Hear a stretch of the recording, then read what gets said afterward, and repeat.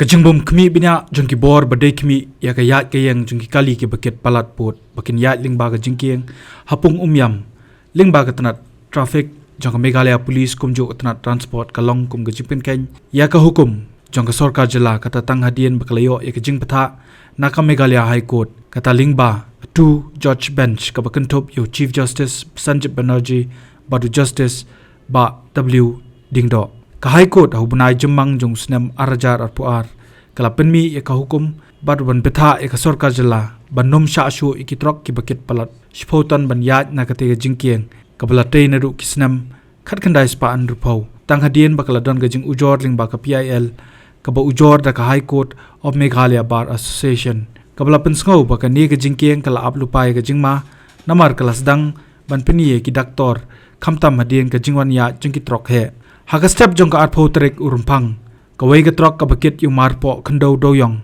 kala ryndangbriew bat ka ni ka trok kadai kabawan nagathan nongston West Khas Hills laong ba ka ni ka trok ka kit ya ka jingkhiap kabalong sanpo hadu unrupo ton bat ya ka ni ka trok lawan tano de ki pulit ka molai police station na ka jingkala ka ni ka trok kala miriu ka jing sakut jongki kali bat jrong bat neng ka jingkali ka ba mi menta kalong mano bala ai jingbet ikini ki trok kit palat pot bakin ïaid kat bamon bat klem te burom ye ka jing patha jang ka sorkar jela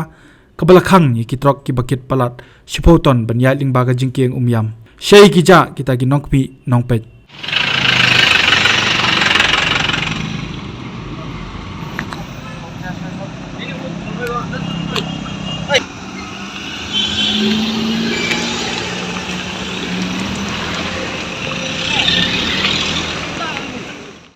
The mismanagement of sports facilities in Meghalaya is costing the future of our youth dearly. They are lagging behind due to lack of proper training facilities. Is this the Meghalaya we want for our youth? It's time to speak up about the issues that are hampering Meghalaya's development. Share your suggestions with Modi Ji and become a part of Meghalaya's developmental journey. Give a missed call at 836 000 6060. This 27 February, together, let's empower Meghalaya. Congress's commitment to Meghalaya, corruption-free Meghalaya, by bringing in new transparency law against corruption, with total transparency in all state government dealing. 5 commitments na kaseng Congress na kabinta ka 5-star Meghalaya.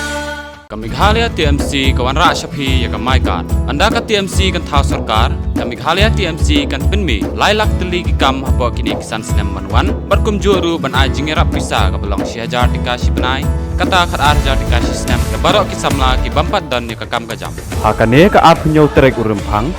shan ya ka sap jong phi haki artli ki sentiu bat kersan ya ka Meghalaya TMC